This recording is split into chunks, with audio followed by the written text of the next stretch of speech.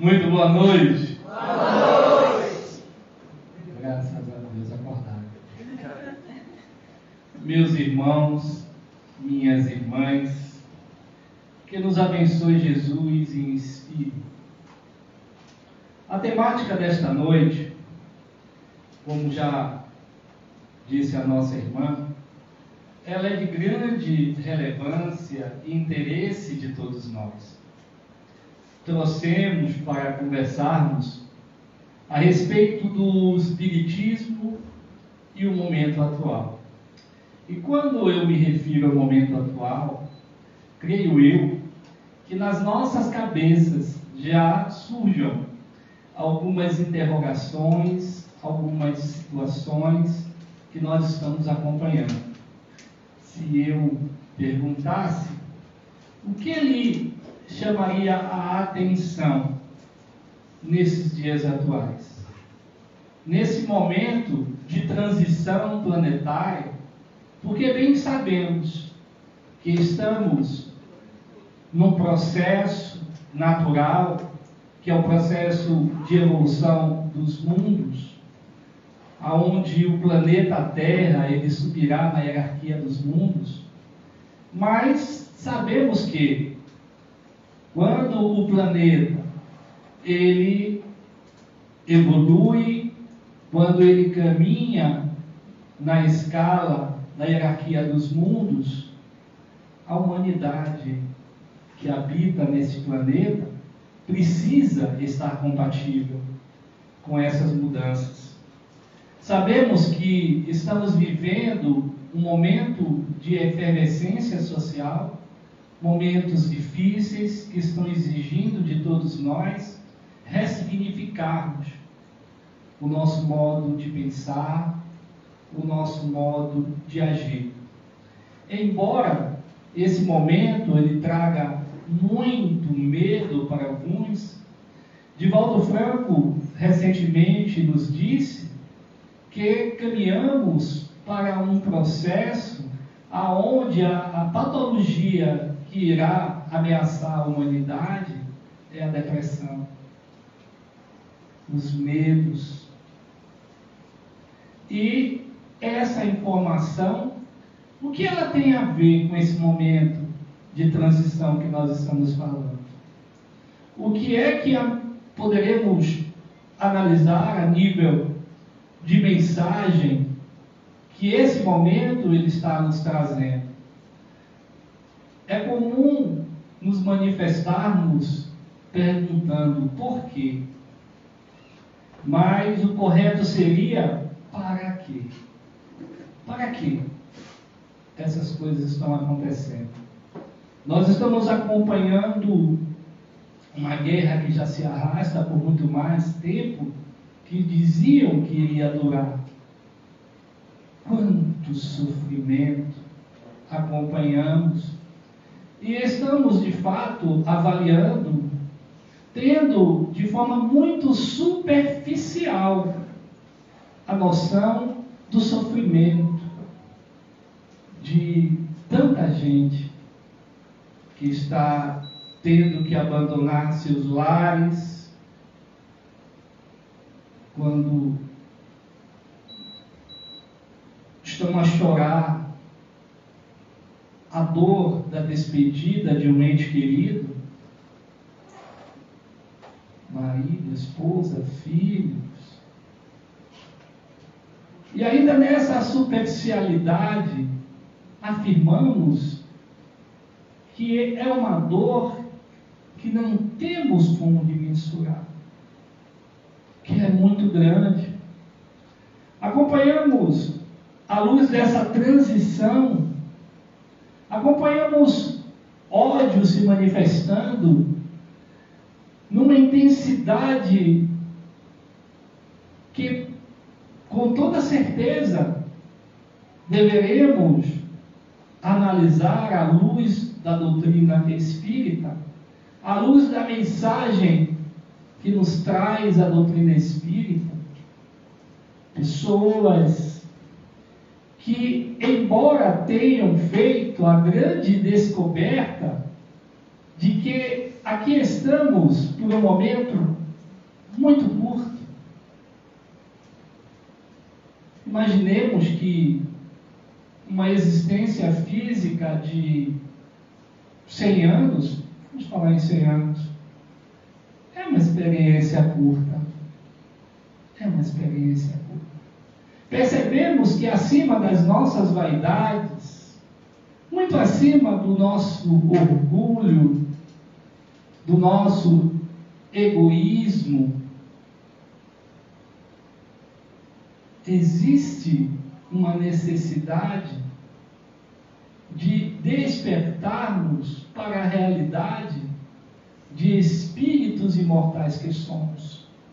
Seres que estão aqui nessa experiência curta, no objetivo de, através dessa ferramenta maravilhosa que nos deu Deus, na sua bondade e justiça infinita,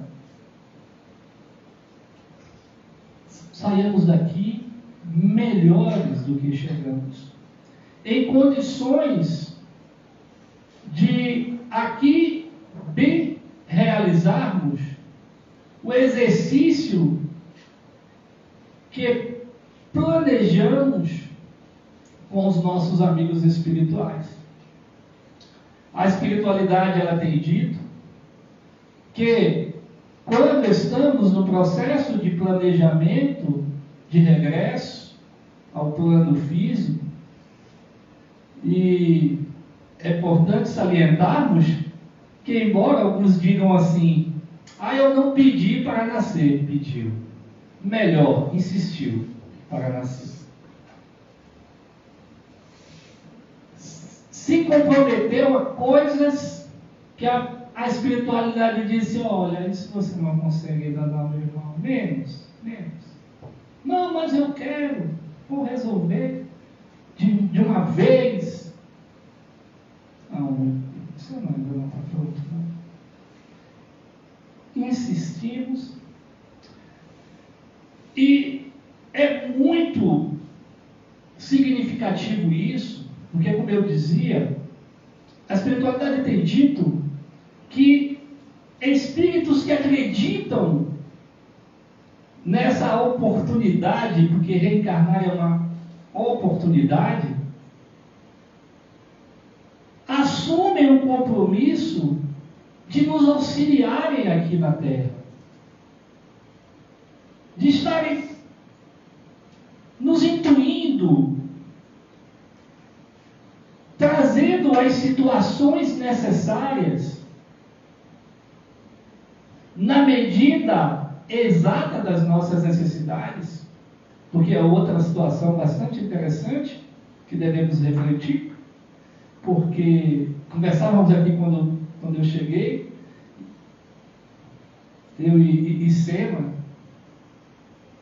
perceba meu grau de intimidade, né? Eu e Sema conversávamos e falávamos das dificuldades, né, do dia a dia e do quanto deveríamos permanecer firmes no propósito do amar e servir, não nos deixarmos engessar pelas dificuldades, porque no mundo tereis aflições. Nenhum de nós aqui, com exceção de Júnior, porque já é espírito missionário,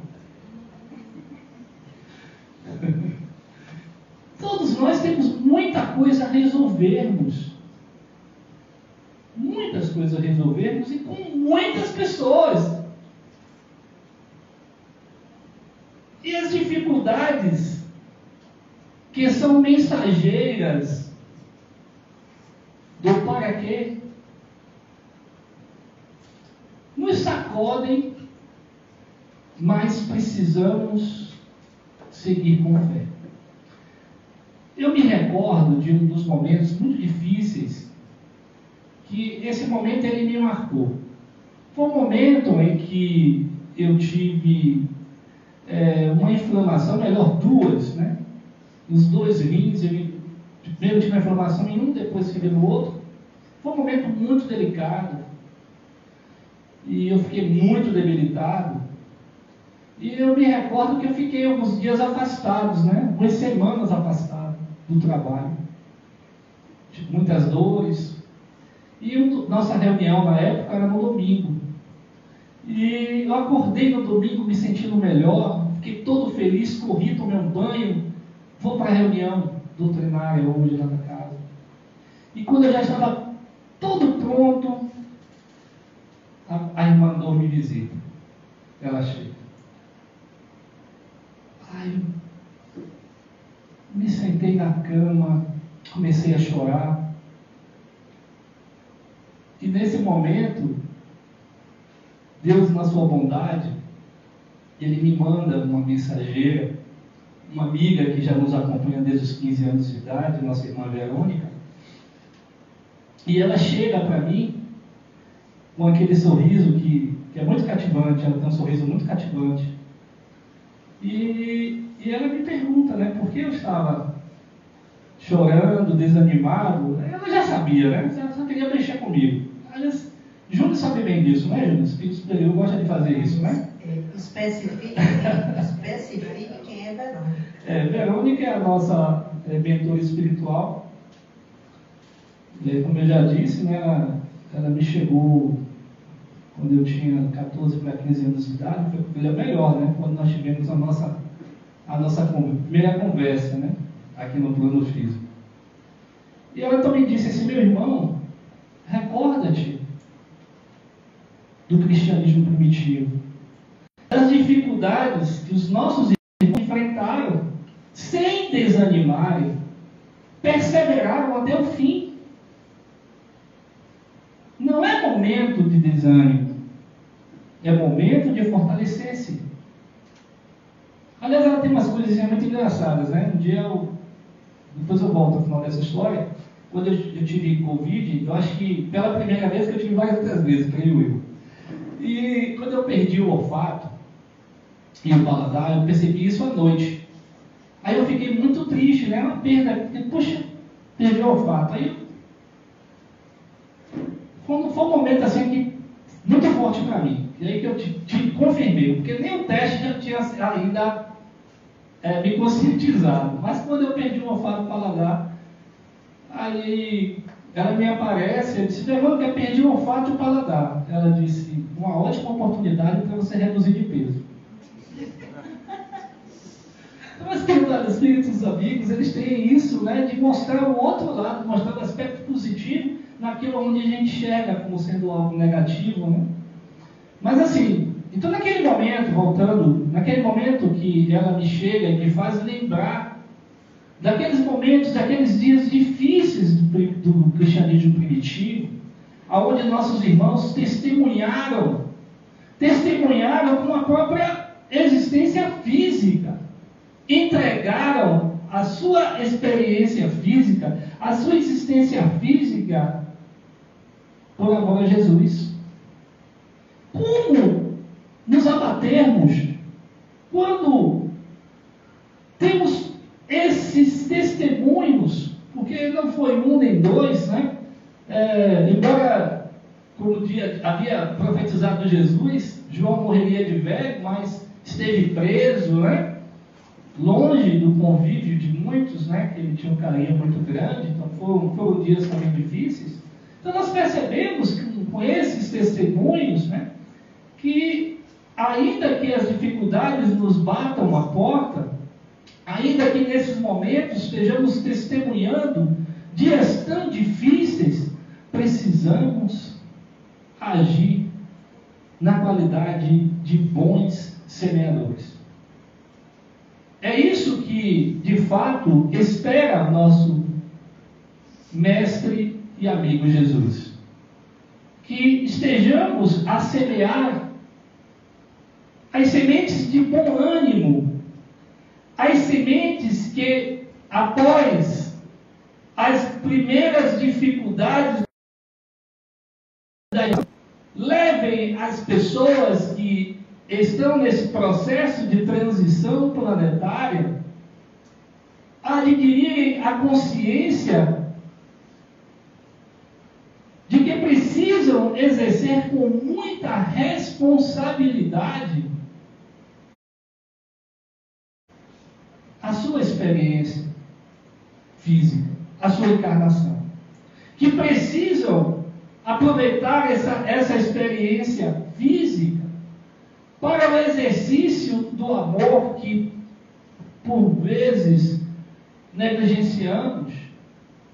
Por vezes, na hora do testemunho, agimos na desconfiança, agimos com medo e nos afastamos.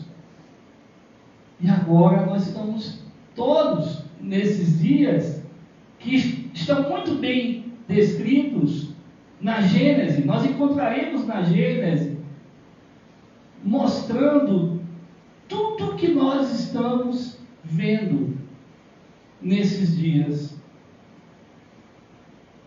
É só ir dar uma olhadinha na Gênese que nós encontraremos lá. Tudo isso que a gente está passando. E como, diante de tudo isso que nós estamos assistindo, como devemos contribuir positivamente? Essa aqui é a grande pergunta que devemos nos fazer. Como é que eu posso estar contribuindo positivamente?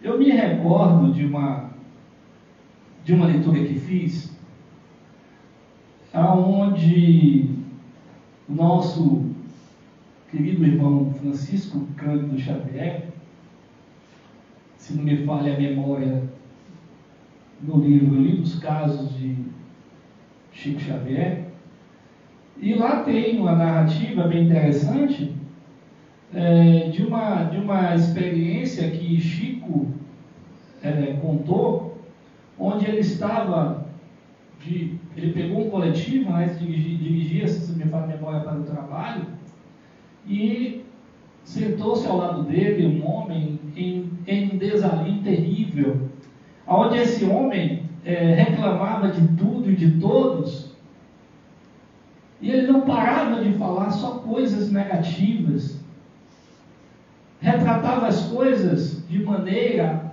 a trazer um estado de profunda agonia e tristeza em que eu ouvia. E Chico, em silêncio, pedindo a Deus que chegasse o ponto daquela criatura para que ela fosse embora. E, de fato, ele soltou antes de Chico. E aí Chico respirou aliviado, mas esse alívio durou pouco. Porque eu costumo dizer que Emmanuel era muito bom com todo mundo, menos com Chico. E tinha razão para isso. E aí Emmanuel fez: Chico, estou decepcionado com você. Chico: comigo? Eu não falei nada. Aí Emmanuel disse: pois é, diante de tanto pessimismo, você não trouxe uma mensagem positivista. Então essa é a nossa missão. Trazer uma mensagem positivista diante de tudo isso. E às vezes a gente diz assim: mas como é que eu vou resolver a guerra que está acontecendo lá na Ucrânia? Como? Está muito distante de mim. Isso não é verdade. Já sabemos que estamos todos imersos no mar de fluidos.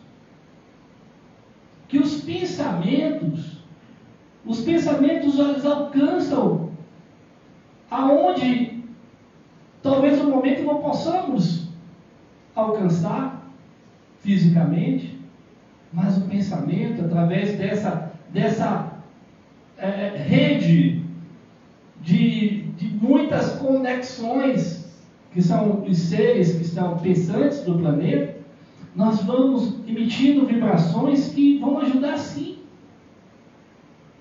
vão melhorar a psicosfera do planeta. O nosso hálito mental, ele é muito importante. Porque vamos nos conectando, como eu acabei de dizer. E aí nós vamos produzindo uma energia de amor, uma energia do bem, que vai alcançar quem de fato pode dar fim a esse conflito. E, com toda certeza, se ficarmos aqui só pensando, reclamando, nos queixando, vamos estar contribuindo negativamente para tudo isso.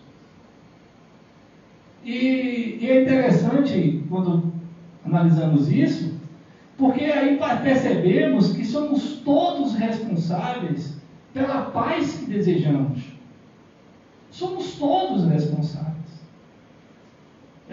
Durante bastante tempo, no processo infantil, transferimos a responsabilidade para aquilo que desejamos ao outro. O outro é que é responsável por construir a paz, o outro é que é responsável para que as coisas darem certo. Nós contribuímos. Nós temos uma responsabilidade muito grande com tudo isso. Tagore, quando ele lança o projeto Você e a Paz, nada mais é do que chamar a esse despertamento, essa conscientização. Você e a paz, e não a paz em você, como antes pensávamos. Então temos um compromisso muito grande. E eu trago para a nossa reflexão uma mensagem que me tocou profundamente, uma mensagem mediúnica de Dr. Bezerra de Menezes, em dezembro de 2020. A pandemia, ela chega ao seu ápice, né? Em 2019, em 2020, Divaldo Franco psicografa uma mensagem de Dr. Bezerra de Menezes que traz um alerta para a humanidade. Ele nos traz algumas observações, algumas considerações fortes, mas reais, eu entendo assim, né? Para que possamos repensar esse momento de transição planetária. E eu destaco aqui algumas para a nossa reflexão. Ele nos diz: criaturas ainda dominadas pelos vícios morais, vivendo na rebeldia desvairada, descrente de sua realidade imortal, prisioneiro do ódio e da soberba, vivendo uma embriaguez dos sentidos. Isso é forte, né, gente? Isso é forte, muito forte. Mas, de fato, vivemos um momento de rebeldia, de grande rebeldia. Muitas existências físicas, muitas vidas, né, materiais, elas deixaram, né, o plano físico. Não sei se acho que eu estou até criando ali deu um nó na história aí, né? Vamos tentar desatar esse nó. Bom, muita gente desencarnou. Muita gente desencarnou. Temos um número grande de pessoas que choram algumas prováveis, possíveis perdas, né? Aí eu faço assim, porque entre aspas, né? Porque ninguém perde pessoas, né? A gente perde coisas, a gente não perde pessoas. Né? Pessoas desencarnam, continuam existindo, bem sabemos disso. E muitas nos aguardam, né? Mas ninguém tem a pressa de agora, por favor, fiquem aqui até o final da palestra. Mas assim, e mesmo diante de tudo isso, a gente ainda percebe as pessoas repetindo atitudes, as mesmas atitudes que tinham antes. A gente percebe as pessoas ainda muito egoístas, pessoas ainda na soberba. E eu costumo dizer que quando a gente tem a vida muito sacudida, é porque já chegou o momento de a gente mudar. E a gente está resistindo e a vida vai sacudindo mais, né? É como se o nosso pai dissesse assim, ó, não foi ainda não, aperta mais um pouquinho. Aperta mais um pouquinho. Aí chega uma hora que a gente fala, não dá mais. Não dá mais.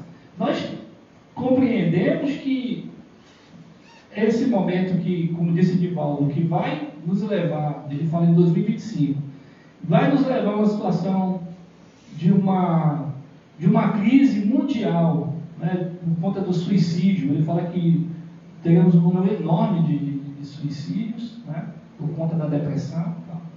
Então a gente percebe que a gente precisa, diante de tantos alertas, de tudo isso que essa pandemia ela nos trouxe a nível de percepção do nosso eu profundo, precisamos nos modificarmos para melhor. Precisamos construir uma realidade pessoal melhor, para que essa nossa realidade pessoal melhor possa impactar nesse processo de transição. Eu lembro que quando eu comecei no movimento espírita, a gente muito ouvia ir para um mundo melhor.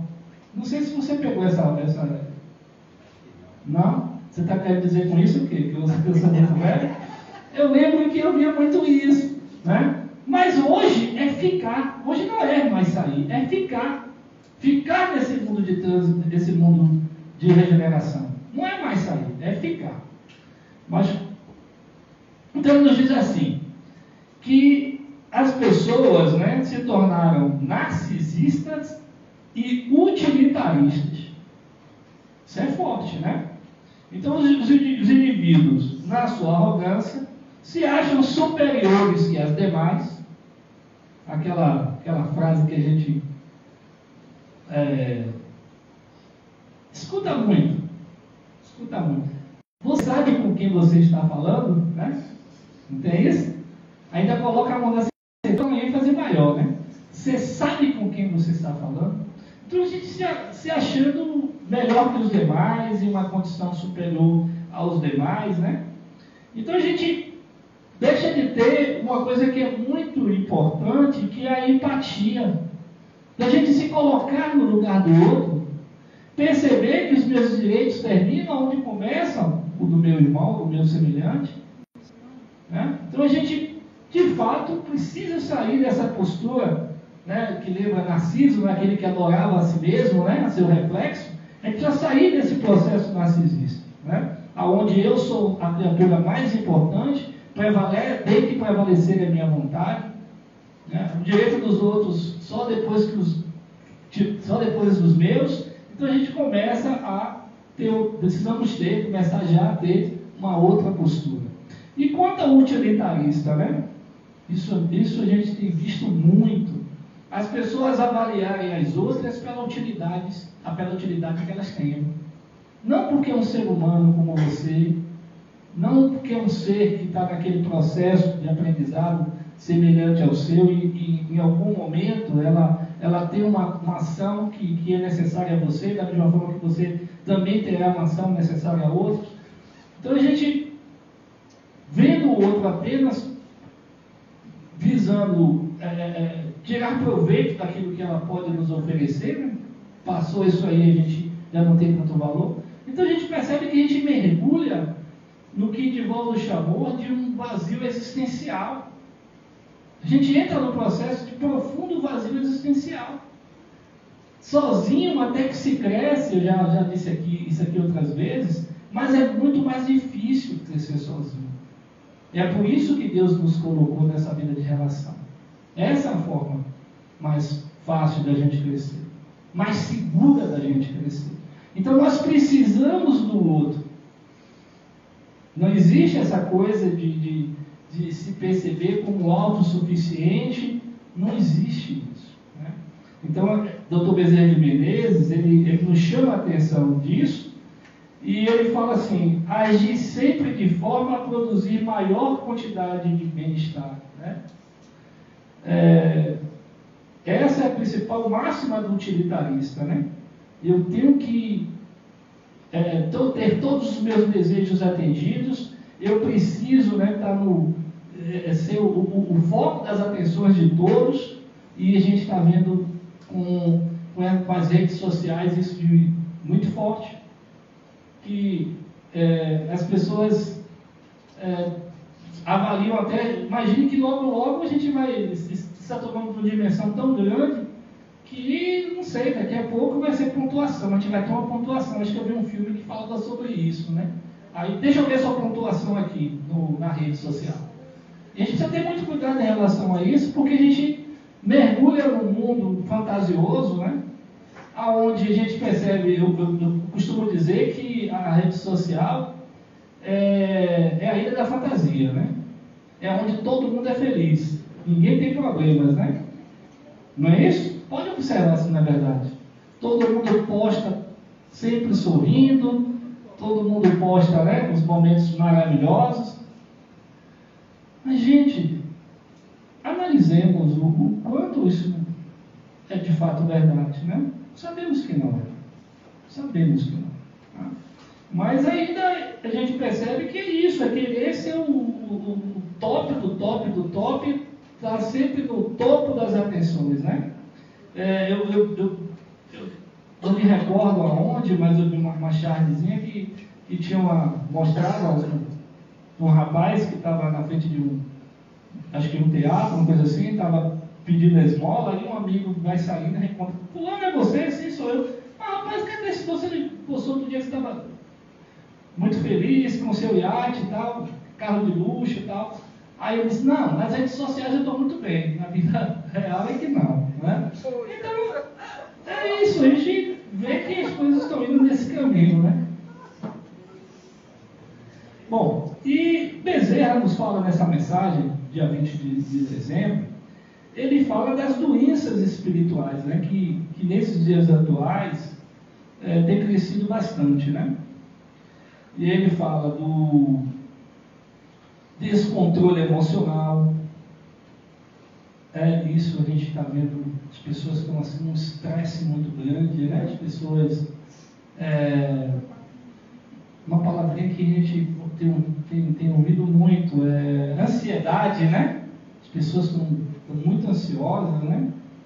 Eu conheço uma criatura que quando ela fica sabendo que vai acontecer uma mudança 2 meses, daqui a 2 meses, 3 meses, e ela entra num processo de agonia imensa. Aí eu falo para ela sempre, mas, meu Deus, isso só vai acontecer daqui a 3 meses.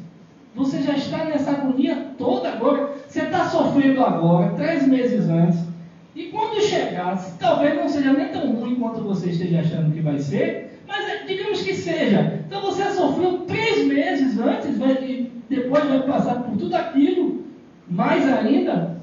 Isso não é lógico, isso não tem coerência. Mas assim, a gente vê que realmente as pessoas estão num descontrole emocional muito grande. E esse descontrole, Dr. Bezerra de Menezes nos alerta, que está gerando lesões perispirituais. Lesões do nosso corpo perispiritual. As pessoas estão somatizando isso, trazendo isso para o seu corpo físico, através dessa relação perispírito com o corpo físico, e tem tratamentos que a gente tem tomado conhecimento, aonde a espiritualidade está sinalizando isso. Quem assistiu aqui o filme de O Predestinado, a história de Arigó, com o espírito do Dr. Fritz? Bacana aquele filme, né? Mas assim, tem algo muito interessante que o filme não traz, mas vocês vão encontrar no YouTube uma entrevista, não sei se ela ainda está encarnada, de uma senhora que ela trabalhou, né, com Arigó, no trato mediúnico, né, ela quem datilografava as orientações para as pessoas que iam buscar ajuda, e ela contou, né, que uma certa feita ela perguntou para Dr. Fritz o que mais, né, era a causa de doença nas pessoas. E ele fala algo muito interessante. Ele responde a ela: a maledicência. Falar mal. Ele diz que isso traz um mal terrível, isso provoca uma desarmonia espiritual imensa, que vai desencadear uma doença, um câncer, ou coisa dessa ordem, ou outras patologias.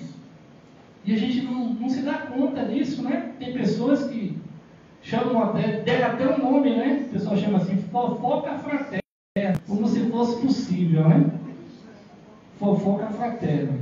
Aí a pessoa, não, é uma bobagemzinha. Gente, tá lá. Vocês vão encontrar isso procure a reportagem com a senhora que datilografava as orientações dadas pelo Dr. Fritz. E lá ela fala, né, mostra que traz essa informação que o Dr. Bezerra de Menezes está nos dizendo aqui, né? Lá atrás ele já tinha dito, né? Outro aspecto interessante que o Dr. Bezerra de Menezes nos traz nessa mensagem é que ele fala que muitas pessoas vão entrar num processo de obsessão, a obsessão muito grande por conta desses desalinhos, e num processo que ainda muito grave, que é um processo chamado de vampirização. Vampirização. Vocês já ouviram falar de vampirização? Já, né? O pessoal aqui está muito bem. Esse é o curso que é com o Júnior, né? O estudo que ele vem fazendo, né?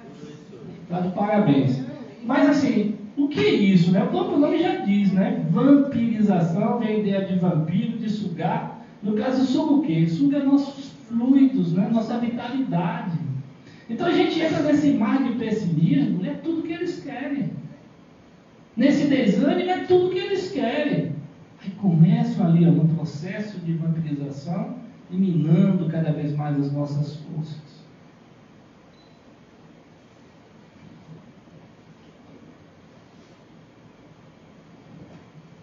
Bom, e ele traz uma proposta, lógico, né, que falar da problemática sem a solucionática não daria em nada, né? Então ele nos traz uma proposta de saúde, que ele chama de proposta de saúde moral. Proposta de saúde moral. Então ele começa nos dizendo, buscar o amor. Como é que a gente busca o amor? Servindo. Quem serve ama, quem ama serve. É isso. Buscar o amor.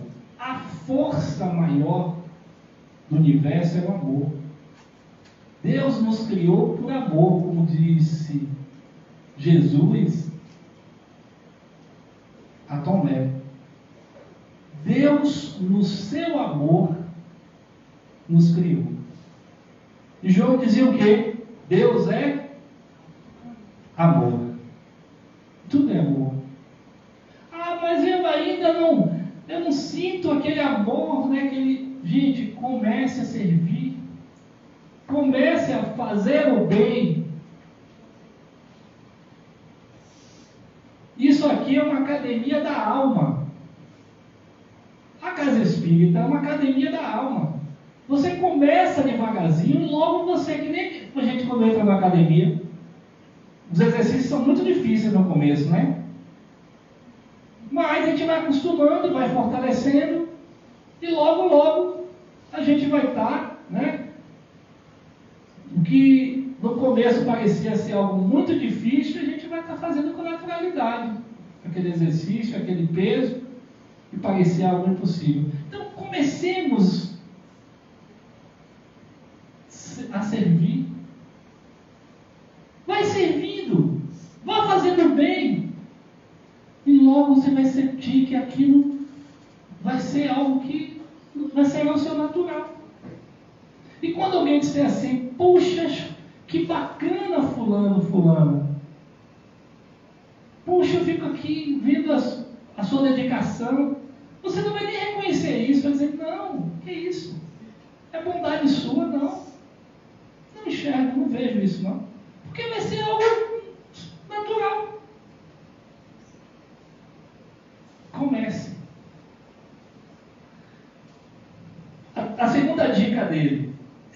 saciar as paixões. Como? Combatendo o ego. Combatendo o ego. É fácil? Não. Quem foi que disse que seria fácil? Isso é brincadeira aqui lá de casa. Ah, não está fácil. Quem foi que disse que seria fácil? Isso ele não falou. Ele falou que era necessário. Então a gente, combatendo o ego, quando a gente vai se esforçando para a gente ter um olhar aonde estaremos exercendo a empatia, a identificação do quanto somos todos importantes nessa vida de relação, vamos mudando todo esse panorama. Vamos nos distanciando do ódio. Vamos agindo mais no perdão, porque reconhecemos que somos falíveis. E o outro também. Daí a importância do ensinamento de Jesus no Pai Nosso, onde ele estabelece uma regra de ouro. Quem lembra qual é? Qual é a regra de ouro? Quando pedimos perdão para as nossas faltas? Na medida que... Então é isso, a gente vai combatendo esse ego, exercitando a empatia, identificando a importância de todos nesse tecido social que estamos inseridos. A terceira dica de Dr. Bezerra de Menezes: eliminar a mágoa. Gente, a mágoa é um veneno que primeiro bebemos. O outro beberá ou não. Porque você pode ter mágoa, carregar uma mágoa, e essa pessoa está completamente desvinculada com aquilo. Então aquela mágoa só vai estar lhe fazendo mal. Sempre. Daí a necessidade de tirarmos dos ombros essa carga pesada, esse fardo pesado que é a mágoa. Começarmos a exercitar o que ele nos ensina, o perdão. E perdoar, gente, a gente faz uma confusão muito grande em relação a isso, porque a gente pensa assim: ah, eu vou perdoar, fulano fez algo muito ruim para mim. Eu vou perdoá-lo, e ele vai continuar sendo a mesma pessoa. Talvez sim. Talvez sim. Mas o perdão não é para ele, é para você. É você se libertando daquela energia muito pesada, que é a energia da mágoa. De carregar consigo aquela experiência ao ponto daquela experiência apagar de você o melhor de você. Tudo de bom que todos nós trazemos. Esse é um dos maiores efeitos.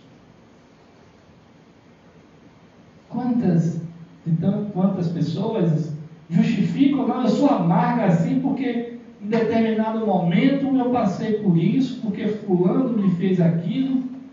Gente,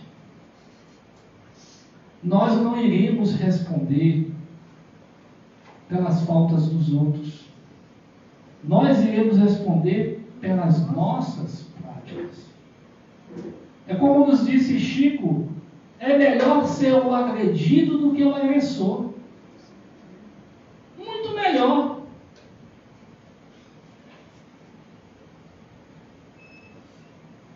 Então vamos já eliminar a mágoa. E aí ele nos diz ainda que a pandemia nos revelou a nossa vulnerabilidade. As grandes potências mundiais tiveram que reconhecer que foram vencidas pelo vírus, né? Não foi um míssil, não foi uma ogiva nuclear. E de forma igualitária, né? O vírus não escolheu classe social, etnia, escolheu nada. Por igual. E, acima de tudo, com isso, tivemos que reconhecer a nossa pequenez. Então, o que poderíamos dizer de tudo isso? Deus nos convoca a uma reflexão quanto à nossa existência, do que nós estamos fazendo dela. E com isso eu entendo que é uma forma de nos levar a uma postura de amadurecimento para acelerarmos, junto com esse momento de transição. Um amigo nosso, ele tem dito, eu gosto muito dessa reflexão dele, nosso irmão Sérgio Vila, que ele diz assim: gente, a gente fala assim, evolução não dá saltos. Mas eu perguntaria, será que nós não estamos também caminhando com passos bem curtinhos, quando poderíamos avançar em passos mais largos? E a gente fica, não, ainda não é meu momento. Precisamos analisar, né? E o que poderíamos trazer a nível de finalização dessa nossa conversa maravilhosa de hoje? Deus nos ofereceu um grande banquete. Um grande banquete. Na busca, na sábia busca, Deus nos trouxe a oportunidade de repensarmos diante de todos esses dramas e tantos outros que virão, a razão da nossa existência. A razão de tantos que aqui vieram e deixaram pegadas luminosas, ensinamentos extraordinários, que por si só diríamos que seria suficiente analisarmos a vida de Francisco de Assis, de Irmã Dulce, de Madre Teresa, de Chico Xavier, sabe de todos não, só um desses aí, tantos outros que eu não estou citando aqui, para a gente iniciar um processo de autoiluminação. Esse banquete tem esse propósito, a autoiluminação. Promovermos o nosso crescimento a partir de todos esses ensinamentos que já somos conhecedores. O que nos falta hoje, no meu entendimento, não é informação. O que nos falta hoje é coragem para abraçar esses conhecimentos e seguir com eles. Esse é o nosso maior problema. Seguir com fé, como conversávamos aqui mais cedo. Compreendermos a necessidade do auxílio mútuo. Identificarmos que quando ajudamos alguém, estamos nos ajudando. Identificarmos que a ignorância nos leva à presunção. A grande proposta do cristianismo ela é a libertação. Nos tornarmos senhores de nós mesmos e não mais escravos das paixões e dos vícios. Aí sim, seremos criaturas despertas, seremos criaturas na condição de reais colaboradores para a edificação do reino de amor e paz que nos apresentou Jesus. Após a tarde fria do Calvário, as mulheres de Jerusalém se dirigiram ao sepulcro do eterno amigo para a exaltação da saudade. Guardas aflitos informam que a vida triunfara sobre a morte e que o corpo do Messias já não mais estava ali. Retornam aflitas em busca dos companheiros de fé para levar a notícia. E eis que Jesus lhes surge a dizer-lhes: eu vos saúdo. Não era um morto entre trapos do túmulo. Seu semblante não trazia medo ou dor. Era Jesus a lhes dizer: eu vos saúdo. Eu vos saúdo. Muita paz.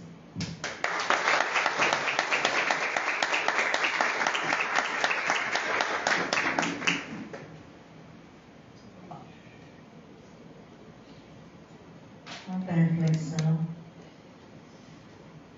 Nos despedimos agora do pessoal do Instagram. É um momento de paz.